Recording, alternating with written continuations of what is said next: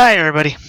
Okay, I want to talk to you a little bit about this because I found this and it kind of goes along with everything we've been talking about involving the markets and involving currency. And I found something very interesting from Business Insider Finance. Banks are hiring former spies and agents thereof to basically spy on their employees. According to a report from Bloomberg, banks including HSBC, Deutsche Bank, JPMorgan, have hired ex-spies from likes of the United Kingdom, which would be MI5, MI6, and MI17, I believe. 7, 16, I forget their other one that they would actually be. But anyways, and U.S. militaries, CIA, GCHQ, which I am not familiar with under any circumstances. Somebody can fill me in what GCHQ is. To watch the activities of bank employees and try to prevent misconduct. Wow, just to prevent misconduct, folks. They're sending in former spies to prevent misconducts. You know, if they're that far gone, they should just close up and be like, you know what? We're implementing robots. Sorry, we're implementing the algorithms and the equations in the background and the computer systems that Wall Street's being used by. That sounds good.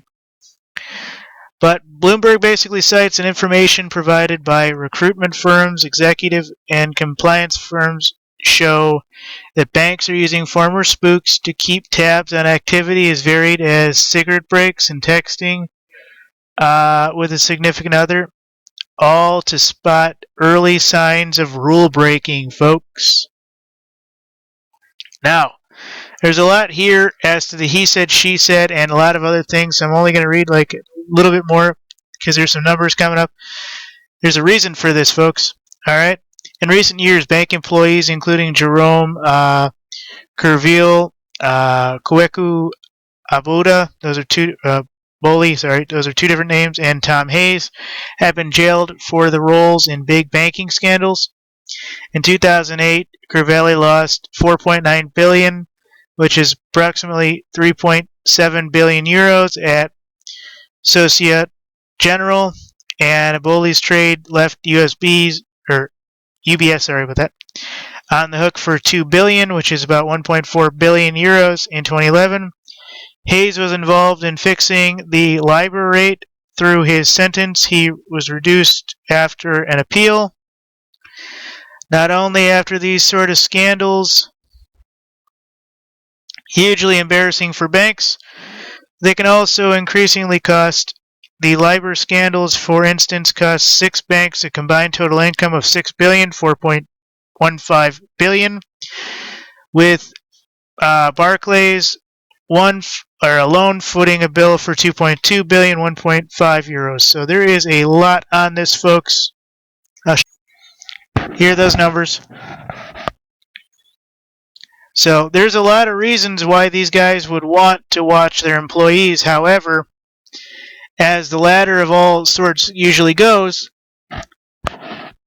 those misconducts are generally handled by executives that would no doubt be hiring these guys.